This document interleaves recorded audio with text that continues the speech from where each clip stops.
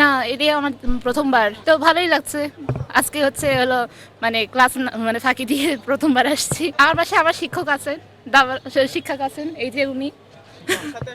হ্যাঁ, হ্যাঁ, তানজিদ সাকিব ওনার বোলিংটা আমার ভালো লাগে। আর অ্যাজ এ ব্যাটসম্যান তানজিদ তামিমকে ভালো লাগে, কারণ ওনার 4-6 বা উনি যেরকম 50 করার যে যোগ্যতা আছে উনি একাই রাখতে পারে। 50টা আশা করছি, বেশি হলে তো আরও ভালো।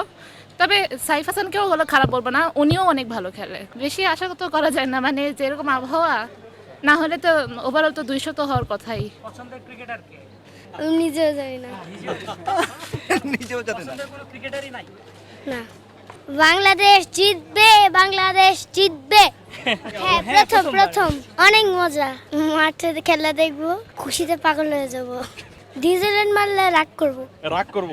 আর বাংলাদেশ মারলে? খুশি হবো। জিতবে, জি ইনশাল্লাহ জিতবে। যদি বৃষ্টির কারণে ম্যাচ পরিত্যক্ত হয় তাহলে সেটা বলতে পারি না, তার সেই ক্ষেত্রেও তো বাংলাদেশ ট্রফিটা নিতে পারবে। আর যদি আজকে ম্যাচ হয় তাহলে বাংলাদেশ জিতবে। আর ব্যাটিংয়ে তৌহিদ হৃদয় সব থেকে ভালো করবে, এটা আমরা আশা করছি। জি, আজকে ফিনিশিং রোল দারুণ প্লে করতে পারবে ইনশাল্লাহ। আগের যে 6টা মেরেছিল এরকম আরও 6 আমরা তার থেকে আমরা দেখতে চাই। এখন আপনার 190 থেকে 220 এরকম আশা করছি আমরা। তবে মিরপুরের উইকেন্ড হিসাবে না হইতে পারে, সেক্ষেত্রে ধরা যায় 170-80 এরকম হতে পারে। এই রান তো যথেষ্ট না, তবে মিরপুরের উইকেট হিসাবে আর কি এটা আমাদের ধরে রাখতে হয় আর কি। হ্যাঁ হ্যাঁ, চ্যালেঞ্জ তো অবশ্যই, সব টিমই আমাদের জন্য চ্যালেঞ্জ।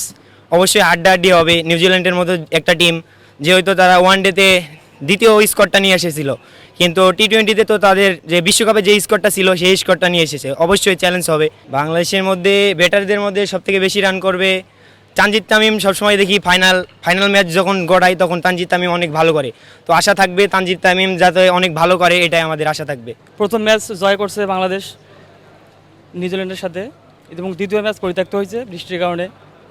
আর আমি আজকে দিনাজপুর থেকে আসছি খেলা দেখতে। দিনাজপুর থেকে আসার কারণ কি? আমি জীবনে কখনো স্টেডিয়াম আসি নাই, ফার্স্ট। আর আমার স্বপ্ন ছিল ছোটো থেকে আমি টিভি পর্দায় অনেক খেলা দেখছি, বাট কখনো স্টেডিয়ামে এসে খেলা দেখতে পারি নাই। ইয়েস ভাই, এই অনুভূতিটা অন্যরকম। মানে আমার যখন টিকিট কাটছে অনলাইনে আমি, তারপর থেকেই আমি ভাই এত আনন্দ যে খেলা দেখতে পারি কি না পারি, টিকিট কাটতে পারছি জীবনে প্রথমবারের মতো।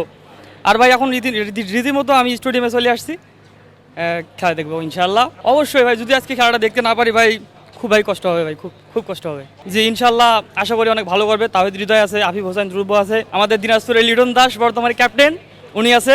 ইনশাল্লাহ ভালো কিছু হবে।